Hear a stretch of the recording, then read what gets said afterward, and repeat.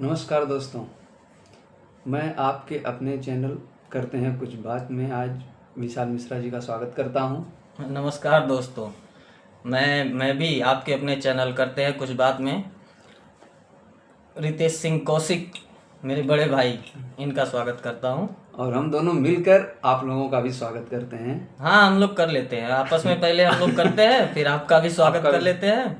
तो स्वागत हो चुका है, तो बताइए रितेश जी, आज क्या वार्ता होने वाली है आज की बतकही में? ये बतकही का नया एडिशन है तो नए विषय पे चर्चा होगा जी। और नया विषय आज तो गणेश चतुर्थी है, गणेश जी का आगमन हुआ है आज। तो आज चर्चा भी गणेश जी पर ही होगी। तो चलिए चर्चा की शुरुआत करते हैं। जी जी। तो विशाल जी, आप बताइए कुछ गणेश जी के बारे में, कब से शुरुआत क्या हुआ है, कब से गणेश चतुर्थी मनाई जाती है, क्या है, थोड़ा प्रकाश डालिए। देखिए, गणेश चतुर्थी तो मतलब इसका कोई हिसाब किताब नहीं कब से मनाया जा रहा है, लेकिन क्योंकि सदियों से, बहुत पहले से ही, जब से पूजा पाठ ऐसी पद्धतियों की शुरुआत हुई है तब से भगवान गणेश की पूजा की जाती है। यहाँ तक कि माता पार्वती और भगवान शंकर की का जब पूजा होता है ना, पूजा कर रहे हैं, माफ़ करिएगा, जब शादी होती है, उनकी विवाह होता है, तो उसमें भी गौरी गणेश की स्थापना होती है। आपको पता होगा ना विवाह। हाँ, मैं देख, अच्छा हमारे यहाँ भी है, हाँ होता है, बड़ा याद आया मुझे। वो गौरी गणेश बनाए जाते हैं जी, गाय के गोबर से। जी हाँ, वो बनवाते हैं। जी जी, गाय के गोबर से बनाते हैं। उनके सर के ऊपर रुई रखते हैं। रुई का मतलब है कपड़ा। हाँ, पहले पूजा, प्रथम पूजा उनकी ही होती है। जी, गौरी गणेश की होती है, बराबर याद आया। तो भगवान शंकर और माता पार्वती का जो विवाह हुआ, वहाँ पे भी गौरी गणेश की पूजा हुई थी। क्योंकि देखिए, ये देवता जो है, ये एक तो जो दिखाया जाता है कि उनके बेटे हैं, ये चला आ रहा है, वो हमेशा से हैं, न कभी वो पैदा होते हैं न मरते हैं। खैर, हमेशा से समाज में गणेश जी की पूजा होती रही है, हमेशा से। लेकिन सार्वजनिक रूप से, जैसे आजकल होता है ना कि भगवान गणेश की प्रतिमा लाके उनका भव्यता के साथ बैठा के समाज के बीच में पूजा पाठ होता है, मूर्ति को लगा के थोड़ा अलग प्रारूप दे दिया गया है पूजा को। ये एक्चुअली शुरू हुआ 1893 में। बाल गंगाधर तिलक जी जो थे, वो बड़े नेता रहे हैं, स्वतंत्रता संग्राम सेनानी रहे हैं, तो उन्होंने शुरुआत की थी। एक्चुअली अंग्रेजों ने क्या किया, जैसे आजकल कर्फ्यू होता है ना, हाँ, कर्फ्यू होता है, या तो धारा 144 लग जाता है कि आप 4-6 लोग से ज्यादा एक साथ नहीं घूम सकते, नहीं तो अरेस्ट कर लिए जाओगे बराबर। हाँ, तो उस समय क्या था कि भारत के लोग तो कभी, देखिए, अपने आप को गुलाम माने ही नहीं, लड़ते रहे हमेशा से।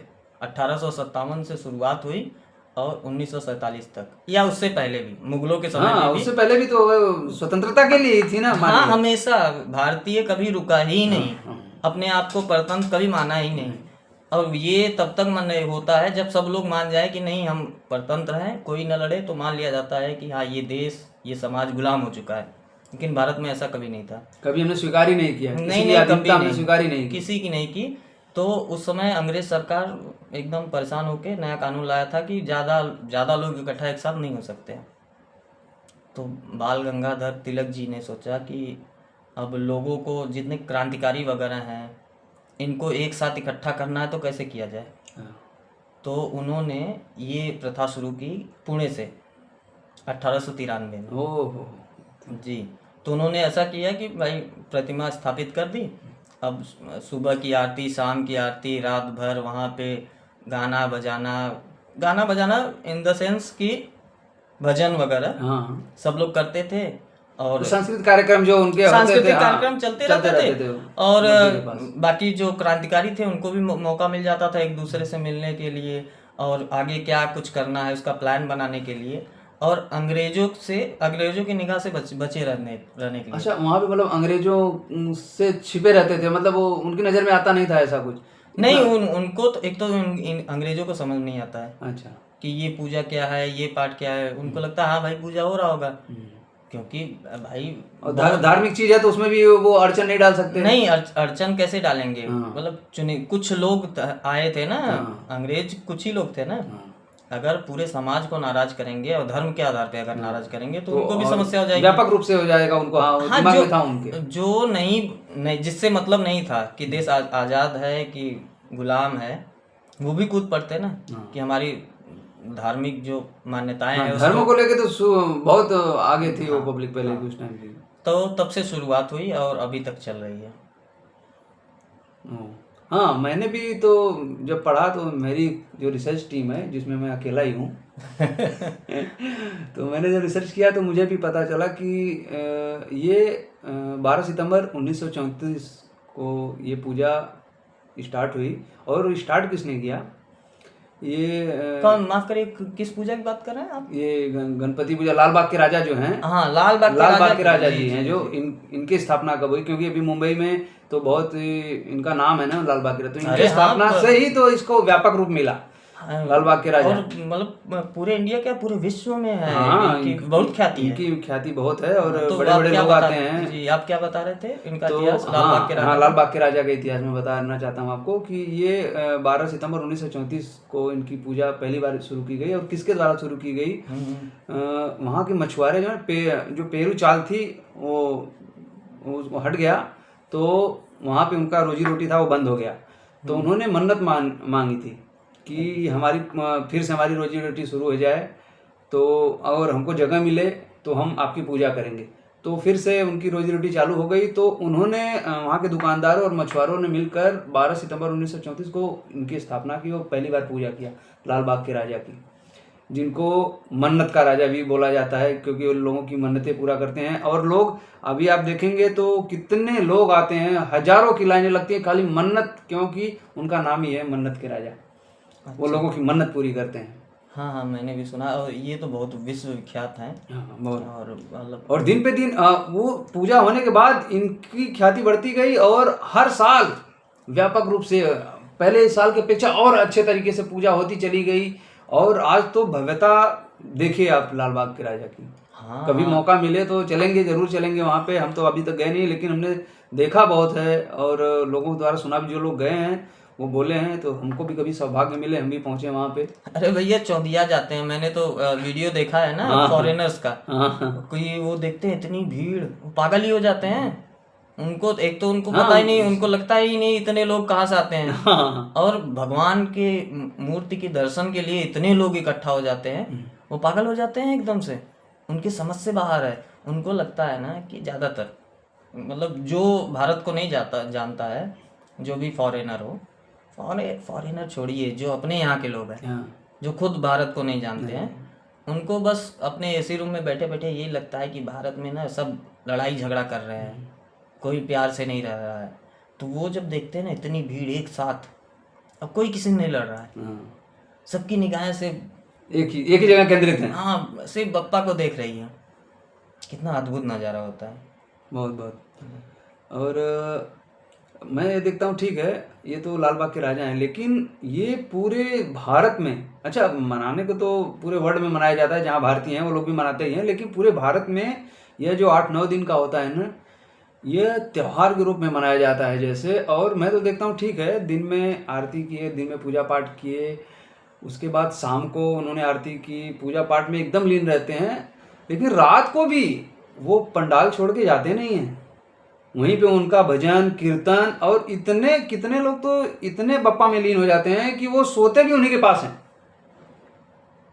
कि मुझे सुबह उठ के सब तैयारी करनी है, आरती की तैयारी करनी है, बप्पा का भोग लगाना है, सब लगाना है, फूल माला, वो वहीं पे 9 दिन पंडाल में ही सोते हैं। तो इतना भव्यता है इस पूजा पाठ में, और इतना आध्यात्मिकता लेके लोग ये पूजा पाठ को करते हैं। वो देख के तो समझिए ना कि वो लोग अभी इंग्लिश में क्या बोलते हैं, गूज़बम आ जाते हैं। गूज़बम हमारे यहाँ तो रोंगटे खड़े हो जाते हैं। हाँ, तो हमारे रोंगटे ही हैं भाई, वही खड़े होंगे। तो ऐसा हो जाता है और मन में बहुत अच्छा लगता है देख के ये सब चीज़ें। ये देखिए, जब आदमी की जो जैसा बोलते हैं ना कि जैसा सोचोगे वैसा बनोगे। हाँ, जैसा आप सोचो वैसा ही होता है। हाँ। तो आप सोचिए ना, ये प्रथा किसने शुरुआत की थी?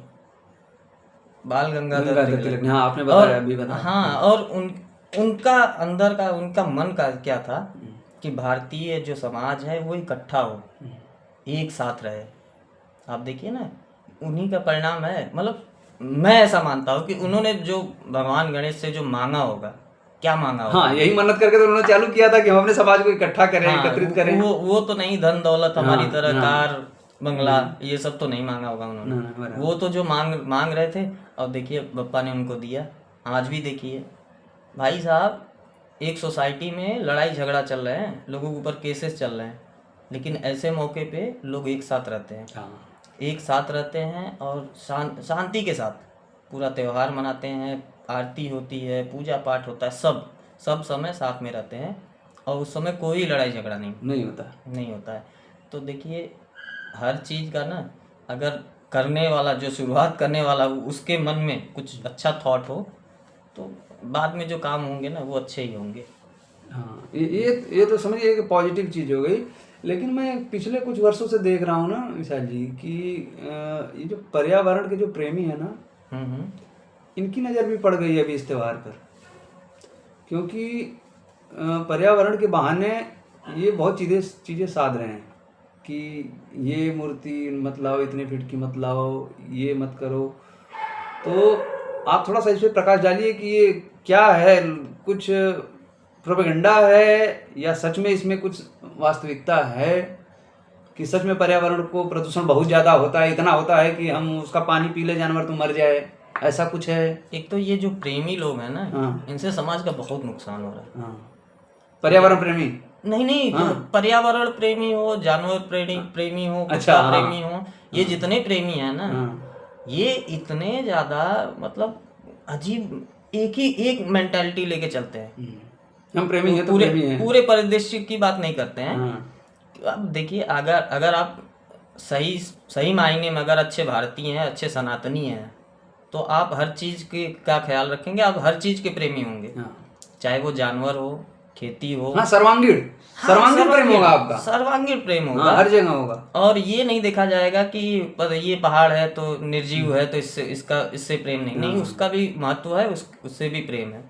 और रही बात ये जो बताते हैं, देखिए कुछ उनकी बातों को तो मैं भी मानता हूँ।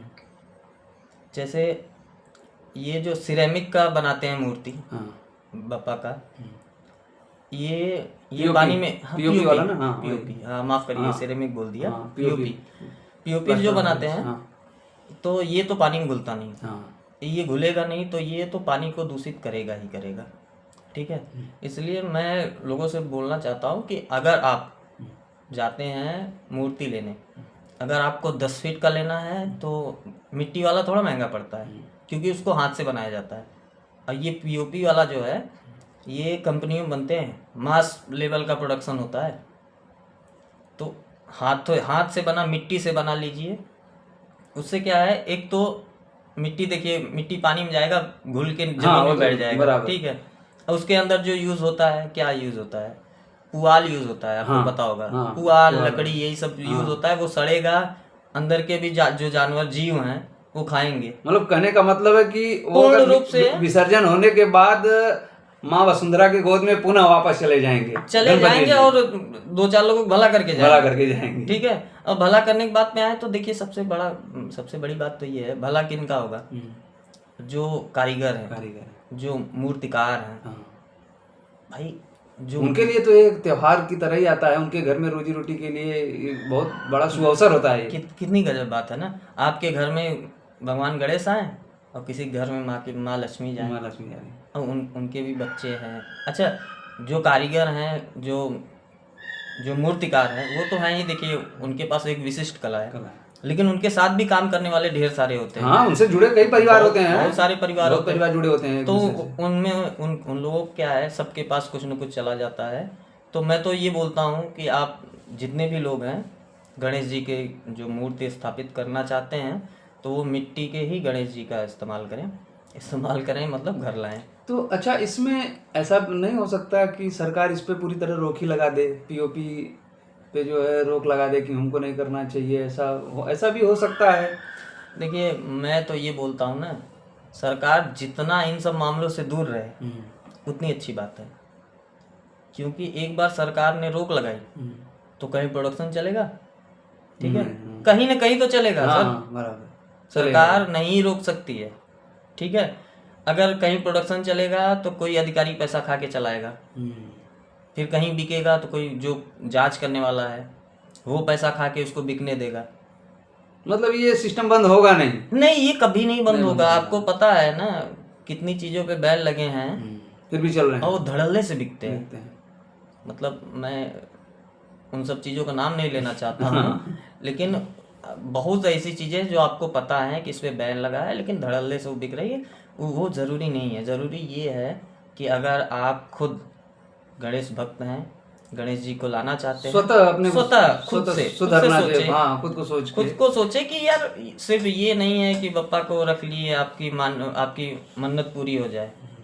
आपके माध्यम से अगर 4 लोगों का घर बसेगा, बस नहीं इन द सेंस कि उनके घर में भी पैसा जाए, उनके बाल बच्चे खुश रहे, पढ़ाई लिखाई कर लें, तो भगवान तो ऐसे ही भी अब मैं तो अंतर्यामी देखता है। हूँ मेरे घर के रास्ते से जब मैं आता हूँ तो मैं देखता हूँ वो लोग केवल इसी टाइम दिखते हैं। अब खाली 2 महीने से वो दिख रहे हैं, अभी जैसे ही गणपति जी का विसर्जन हो जाएगा वो फिर से वो लोग गायब ही हो जाते हैं। इनका सीजनल होता है। हाँ, सीजनली सीजनल वही मैं होता है। देखा। और मैं वही सोचता हूँ कि ये कितना कमा लेते हैं बेचारे, जो है कि फिर पूरा साल इनको खाना पड़ता है उसी से। तो यार मैं तो रिक्वेस्ट करता हूँ कि आप लोग इनको बहुत सपोर्ट करें, आप मिट्टी का ही लें। ये विशाल जी ने जो बोला है वो तो मेरे को भी बहुत पसंद है, ये बात आई कि मिट्टी का ही लीजिए, क्या जाता है अपना, बप्पा अपने वैसे ही हैं। हमको तो बस देवता ही दिखते हैं उनके अंदर। बड़ा छोटा करना है। देखिए क्या है कि बड़े साइज का लेंगे अगर मिट्टी का तो महंगा मिलेगा, हाँ, तो सिरेमिक में लोग चले जाते हैं क्योंकि सबको ना वो बड़ा दिखाना है कि मेरा बड़ा, मेरे बड़े बप्पा। अच्छा, लोग बोलते हैं पीओपी में जो है ना वो फिनिशिंग बहुत है। मैंने 1-2 लोगों से पूछा तो बोले पीओपी की फिनिशिंग बहुत अच्छी आती है, हाँ, देखने में बहुत अच्छे लगते हैं। तो लोग बोलते हैं कि मैं बोला यार बप्पा में आपको बप्पा को ही देखना है ना, कि आपको उनका वो पूरा फिनिशिंग टच देखना है। आपने अंतर मन से देख लिया कि उसके अंदर बप्पा है तो वो कैसे भी होंगे बप्पा ही है। हाँ, अब देखिए ना आजकल फैशन में आया है, जिसका मैं कुछ ज़्यादा समर्थन नहीं करता हूँ, लेकिन लोगों की अगर भावना है तो करना चाहिए। जैसे लोग अपने घरों में खुद से मिट्टी ला के खुद से अपने हाथ से बप्पा की मूर्ति बना रहे हैं। हाँ, ये मैं थोड़ा ज़्यादा सा समर्थन नहीं करता, हाँ। क्योंकि मेरा फिर से वही कहना है कि देखिए अगर किसी मूर्तिकार से लेंगे तो उसके घर पैसा जाएगा। अगर हाँ आपकी भावना है आप बनाइए, कोई दिक्कत नहीं है, अच्छी बात है, लेकिन मैं उसका प्रकट रूप से समर्थन हाँ, नहीं ऐसे सब लोग बनाने लगेंगे कि अपने घर में, तो उन बेचारे कारीगरों का, वो मजदूरों का, उनका कैसे चलेगा। एक ही बार तो आना है साल में, तो दिल खोल के खर्च करो ना बप्पा पे। खर्च करो, और वो जो बना रहे हैं वो कितना खूबसूरत बना लेते हाँ, हैं। ये तो है, उनकी अपनी क्वालिटी है, नहीं गुण है उनका। जो अपने घर पे लाके खुद अपने हाथ से बना रहे हैं, हाँ, वो कैसे बना लेते हैं। नहीं, सही बात है। वो कारीगरी तो उनके अंदर वो है नहीं कि एकदम ऐसे करके। लेकिन उनके लिए भी तो बप्पा वही है ना, वही है, जैसे भी बने बप्पा वही है। वही है। तो बस देखिए अपने ध्यान की बात है। दृष्टि की बात है। अच्छा, आपने वो विसर्जन वाली भी बात की तो उससे मुझे एक बात याद आई कि मैंने बहुत वीडियो देखे, मैं तो खुद भी विसर्जन में कई बार गया हूँ जी। और देख के कई चीज़ें ना बहुत मन विचलित हो जाता है, क्योंकि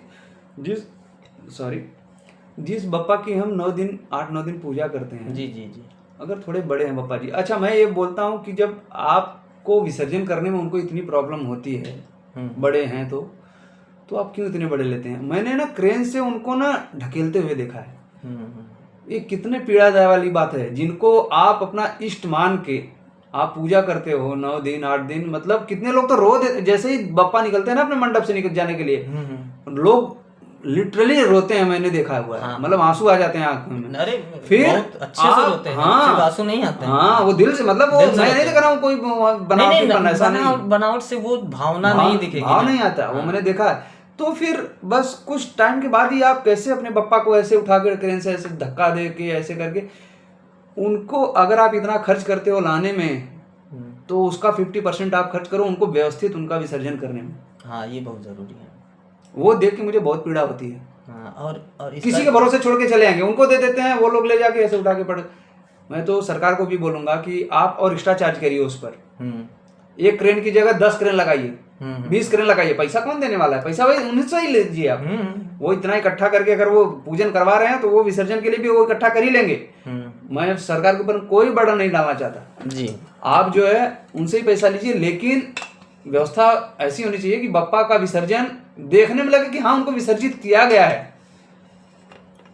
वो देख के दिल को सुकून मिलना चाहिए कि हाँ सच में हमने विसर्जन किया है।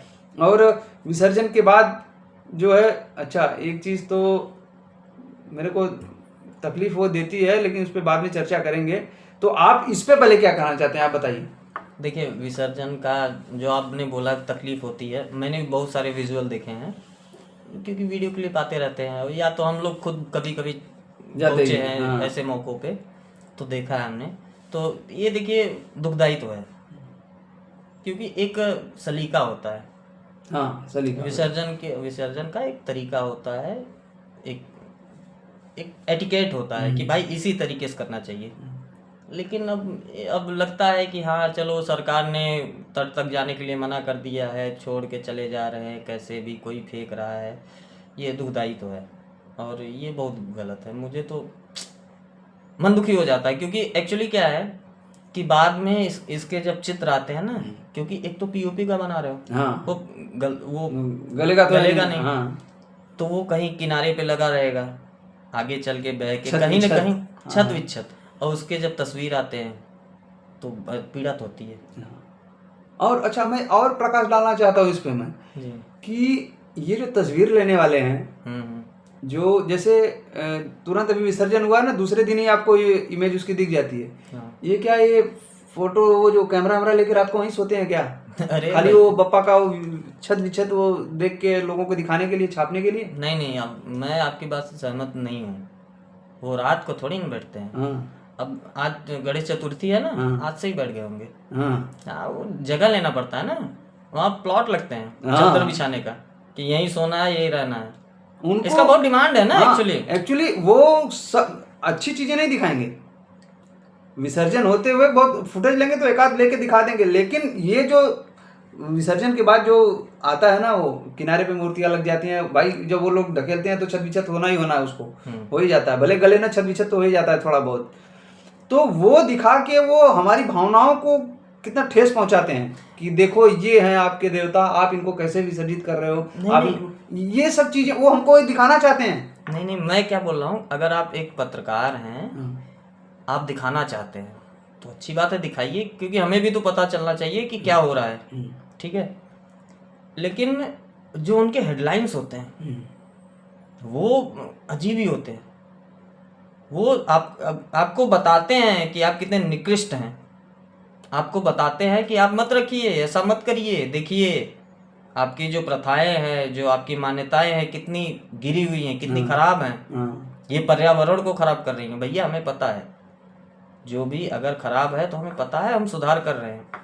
अभी इसी वीडियो में हमने बात की ना कि पीओपी का मत लाइए, और धीरे-धीरे लोग समझ रहे हैं, और सब करते हैं, धीरे-धीरे लोग समझ रहे हैं। लेकिन ये लोग क्या है, ये एक जीव है, उसका नाम वल्चर होता है, वल्चर, गिद्ध।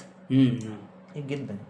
गिद्धों की तरह नजर गड़ा के बैठते हैं। गिद्ध भी नजर कैसे गड़ा के बैठता है कि अगर कोई बच्चा मर रहा हो तो वो दूर से उसमें नजर गड़ा के बैठा रहता है कि कब मरेगा, कब उठा के ले जाऊं, कब नोच के खाऊं।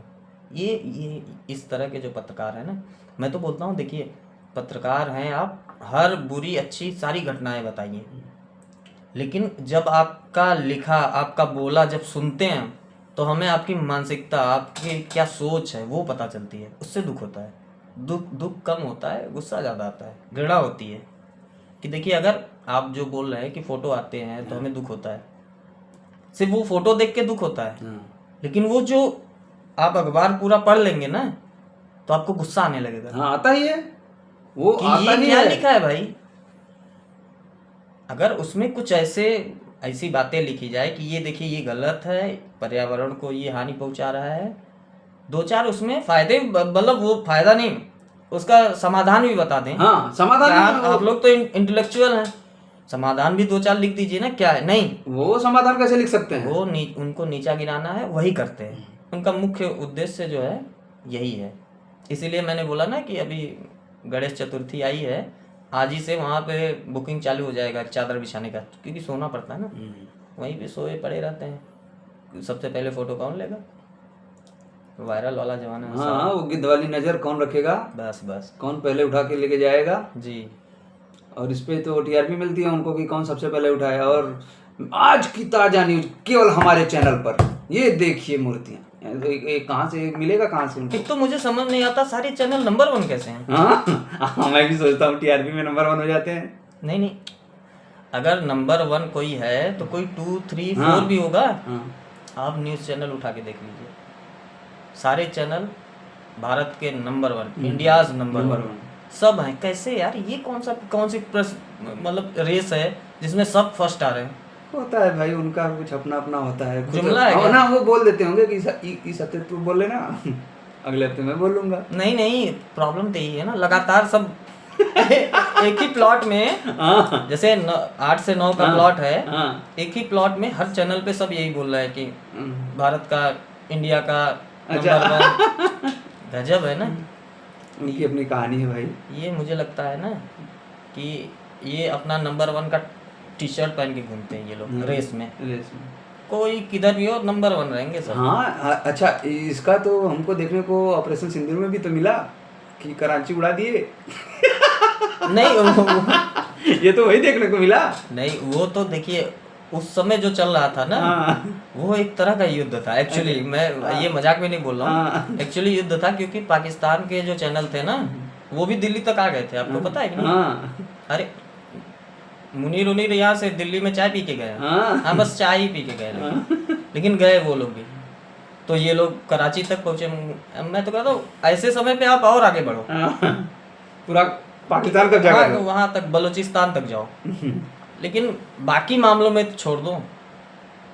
बाकी मामलों में देखिए, युद्ध के समय में क्या होता है कि सब अपनी अपनी बात करते हैं, अपना अपना प्रोपेगेंडा आगे बढ़ाते हैं। नैरेटिव जो शब्द है ना, वो सब नैरेटिव सब बनाना चाहते हैं।